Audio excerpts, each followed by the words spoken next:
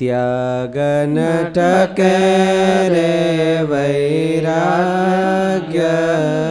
વિના, કરીએ કોટી ઉપાયજી,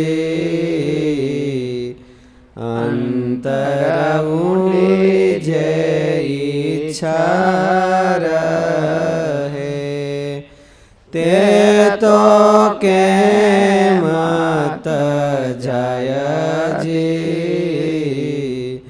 ત્યાગ ન ટકે રે વૈરાગ્ય વિના, વેશ લીધો વૈરાગ્યનો,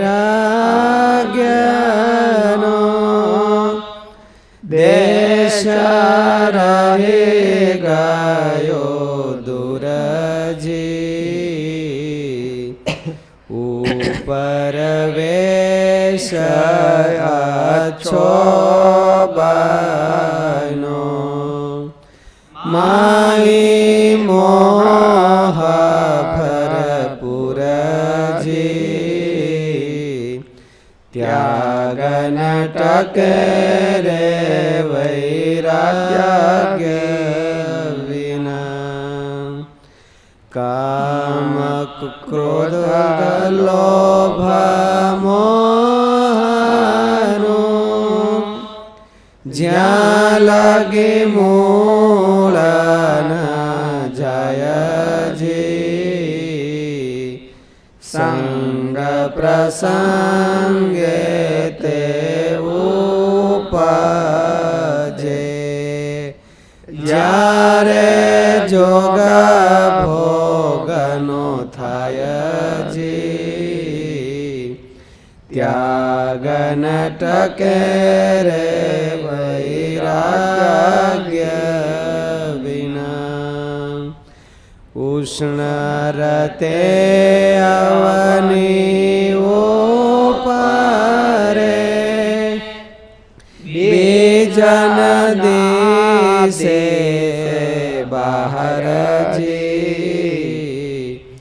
ઘન વરસે વન પાંગરે, એમાં ઇન્દ્રિય વિષય વિકારજી, ત્યાગ ન ટકે રે વૈરાગ્ય વિના, ચમક દેખીને લોહ ચળે, ઇન્દ્રિય વિષય સંયોગજી, અણભેટે રે અભાવ છે, ભેટે ભોગવશે ભોગજી,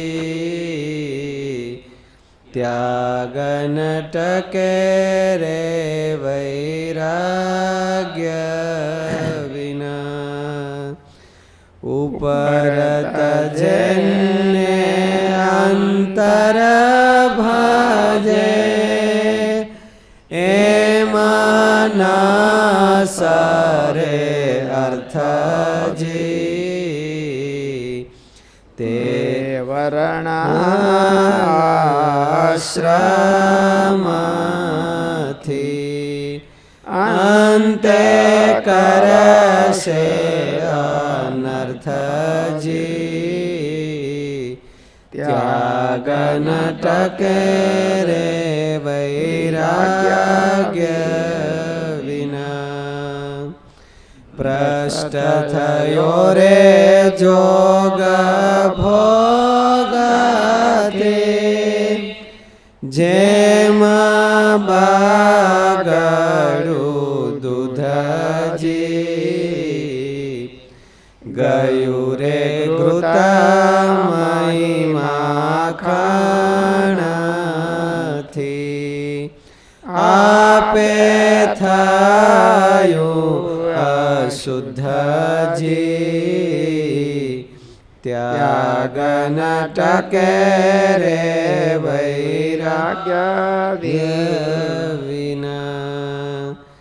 પળમાં જોગી પળમાં ભોગી, પળમાં ગૃહીને ત્યાગીજી,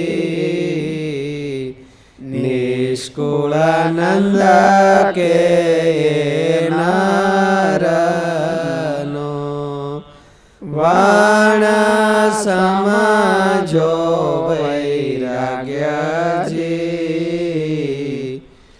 ત્યાગ ન ટકે રે વૈરાગ્ય વિના. સ્વામી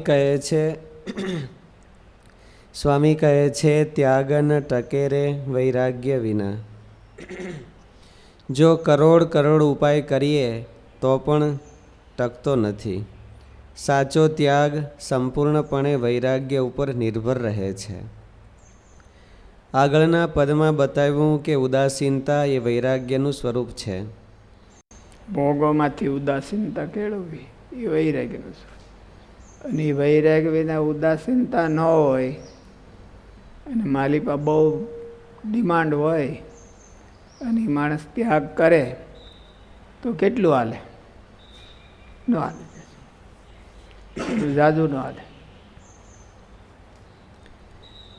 આગળના પદમાં બતાવ્યું કે ઉદાસીનતા એ વૈરાગ્યનું સ્વરૂપ છે.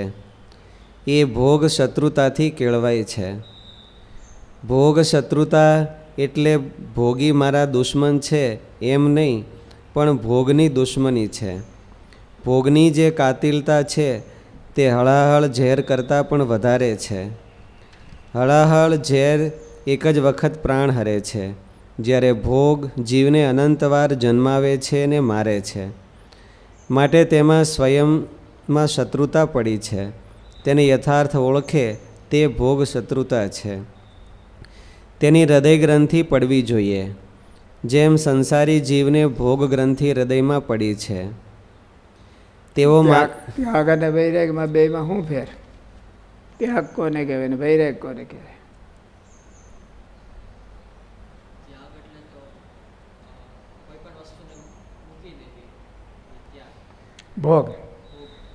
ભોગના પદાર્થો એને છોડી દેવા ત્યાગ. તો વૈરાગ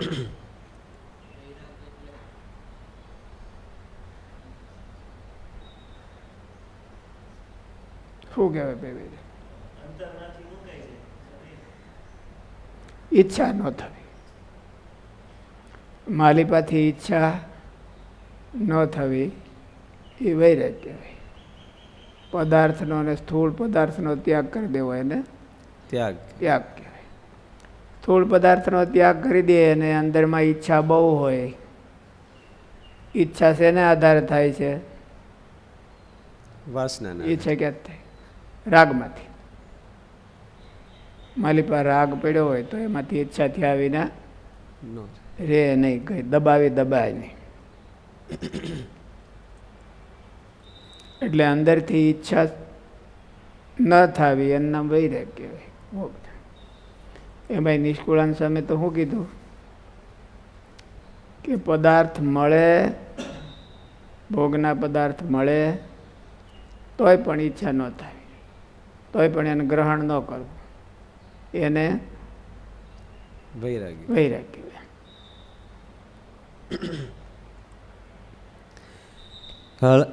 હળાહળ એક જ વખત પ્રાણ હરે છે, જ્યારે ભોગ જીવને અનંતવાર જન્માવે છે ને મારે છે. માટે તેમાં સ્વયંમાં શત્રુતા પડી છે.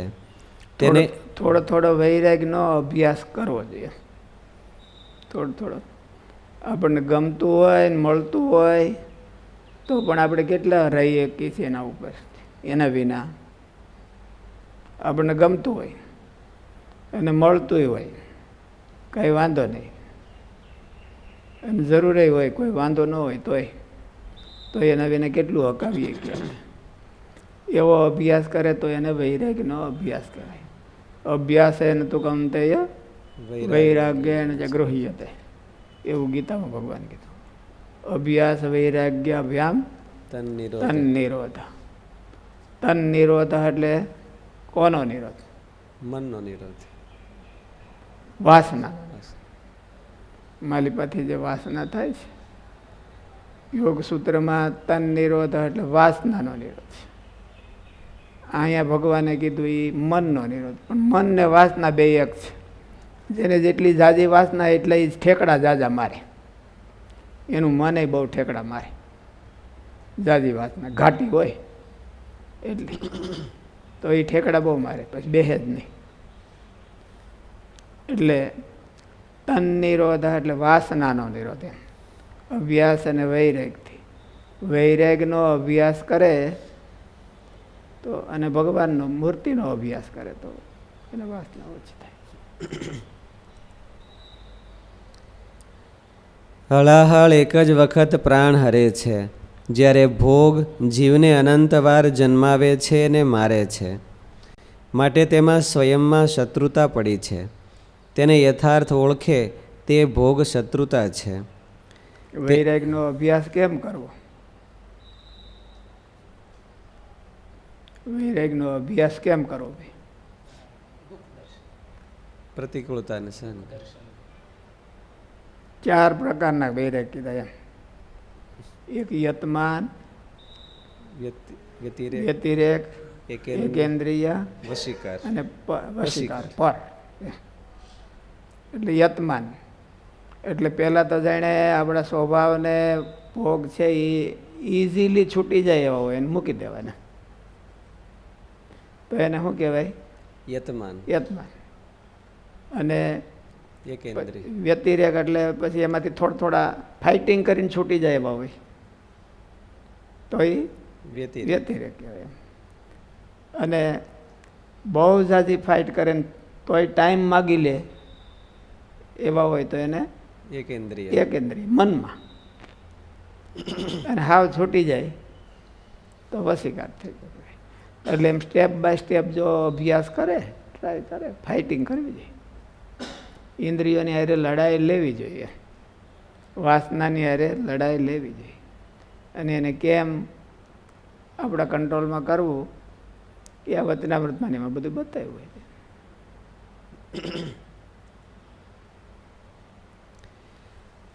માટે તેમાં સ્વયંમાં શત્રુતા પડી છે. તેને યથાર્થ ઓળખે તે ભોગ શત્રુતા છે. તેની હૃદયમાં ગ્રંથિ પડવી જોઈએ. જેમ સંસારી જીવને ભોગ ગ્રંથિ હૃદયમાં પડી ગઈ છે. તેઓ માને છે કે પરિણા વિના જીવી ન શકાય. તેને ભાગવતમાં ઋષભદેવ ભગવાને હૃદય ગ્રંથિ કહી છે. પુંસઃ સ્ત્રિયા મિથુની ભાવમેતમ તયોર્મિથ હૃદય ગ્રંથિ માહુહુ. હૃદય ગ્રંથિ માહુહુ. એને મનમાં એમ જ છે કે ભાઈ લગ્ન કર્યા વિના જીવી ન કંઈ કોઈ નથી જીવતું. એટલે છોકરાઓ નાના હોય તો શું હોય, મારી મમ્મી ને પપ્પા વિના જીવી ન હોય કેમ એને દોડે છે ને. એટલા માટે વિશ્વમંગલ સ્વામીજીને એના વિના જીવી ન હોય કંઈ. એના વિના जीवी है कि न जीवी है कहीं? अभिषेक को समझ में आता है क्या? बात समझ में आता? मैं बोलता हूँ समझ में आता थोड़ा थोड़ा. मैं क्या बोलता हूँ? मम्मी पापा के बिना जी सकते नहीं जी सकते? है? जी सकते. तो याद आते तो अभ्यास करना. अभ्यास करना. जी तो सकते, मर नहीं जाते,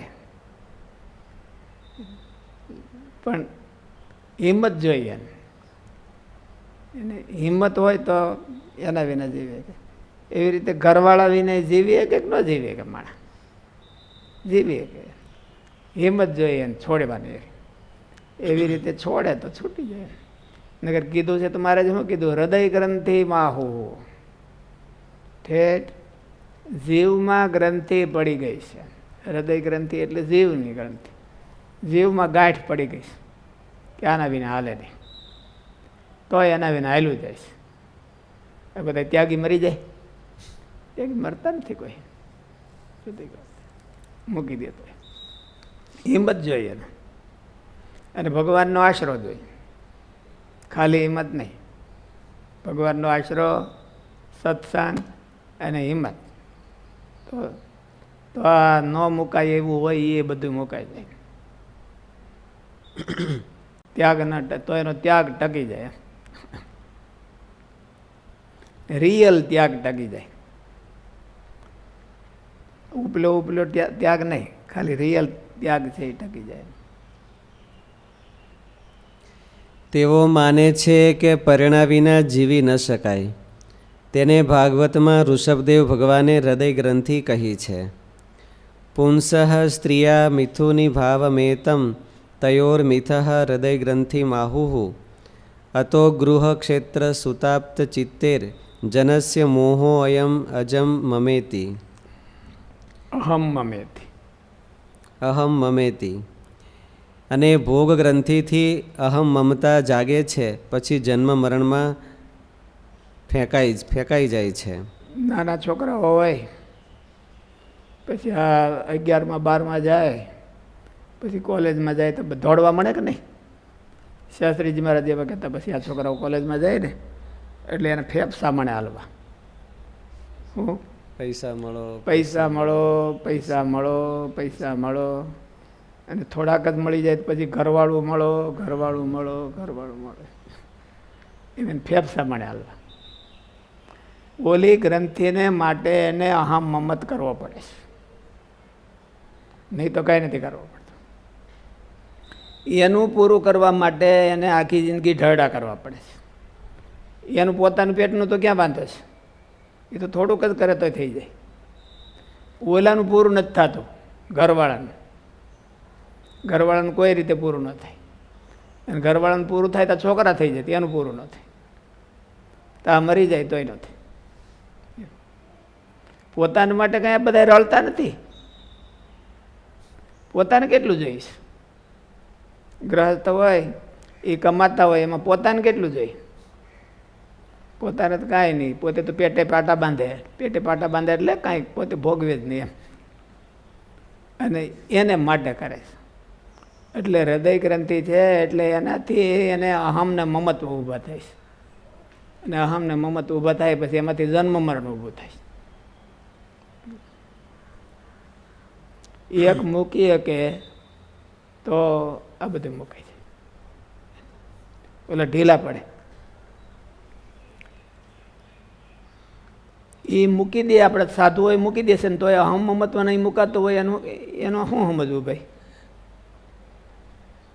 આ ઘરવાળાનો તે ત્યાગ કરીને આ બધા અહીંયા આવી ગયા કે હું બલિહારી એ વૈરાગીને ઉપજો છે ને આંગજી. એક દી અઠવાડિયામાં ઉપડી ગયો. અને પછી અહમ મમત્વ નથી મુકાતું તો એનો અર્થ શું? એનો અર્થ એવો કે ખાલી ત્યાગ જ કર્યો છે, વૈરાગ નથી કર્યું એમ. વૈરાગ હોય તો એને અહમ મમત્વ ન થાય.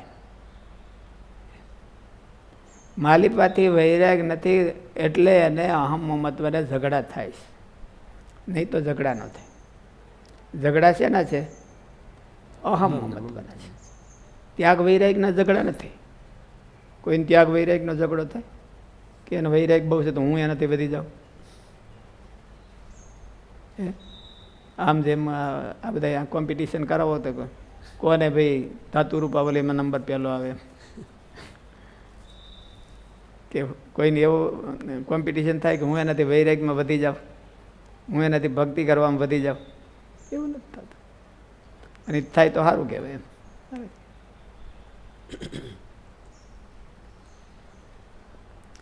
તો અહમ મમત્વ નથી જાતું અને ત્યાગ વયો જાય છે. આમાં ભાગવતમાં તો એવું કીધું કે ઓલી ગ્રંથિ છે એટલે એને અહમ મમત્વ બેઠા થાય છે.